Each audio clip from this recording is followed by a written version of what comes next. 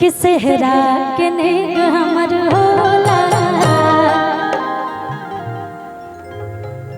ये दुल्हा दुल्हन बैठल बानी, चाहे हमर बड़ भैया बानी, चाहे चाचा जी चाची जी जे भी बा गार्जियन, सब कोई की खातिर गीत बा कि सेहरा के नेग हमर होला, दुल्हा आल बेला सेहरा के नेग हमर होला, दुल्हा आल बेला।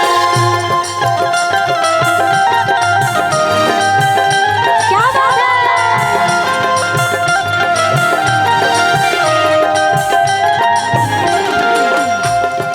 दिव्या जी कहाँ है? मैं चाहूँगी आप आइए। पहली बार मौका मिला है हम लोगों को ऐसा कि हम लोग मंच पे परफॉर्मेंस कर रहे हैं एक साथ, और सच में बड़ी प्यारी लग रही है आप। ब्लैक ब्लैक मेरा फेवरेट कलर है और सच में बहुत प्यारी लग रही है। सेहरा के नेग हमर होला, दुल्हा आल बेला सेहरा के नेग हमर होला, दुल्हा आल बेला।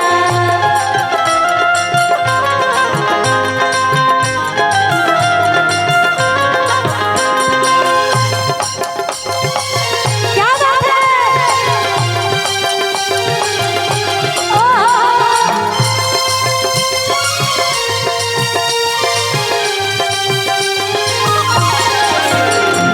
सेहरा के नेग हमर होला, दुल्हा आल बेला।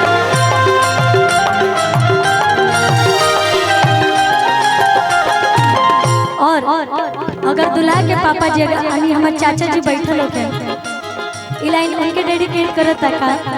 दुल्हा के पापा जी कहाँ बैठल बने, दुल्हा के पापा जी कहाँ बैठल बने, पॉकेट में नोट लेके मंचे पे आए।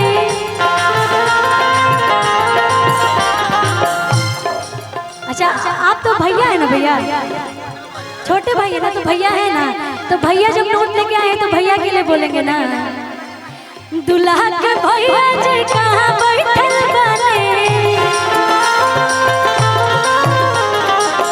पॉकेट में नोट लेके महफिल में आए। काहे के सेहरा के सेहरा के नेग हमर होला, दुल्हा आल बेला सेहरा के नेग हमर होला, दुल्हा आल बेला। तुझे मालूम नहीं वो मेरी सेहर सभी तुझे, तुझ पे कुर्बान मेरी जान, मेरी जान तुझ पे कुर्बान मेरी जान।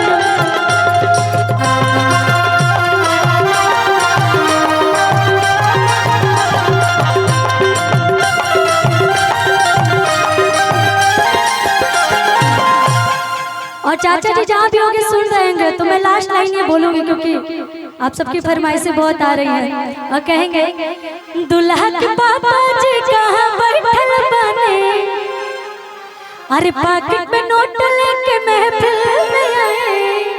क्या हुआ? अच्छा कहाँ गए भैया?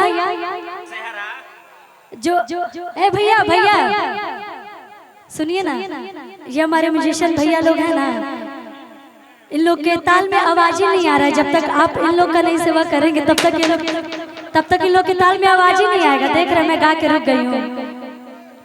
कोई बात नहीं भैया, हमारे भैया बहुत दिल के राजा हैं। और कहेंगे कैसे आए कि दुल्हा के पापा जी कहाँ बैठल बने,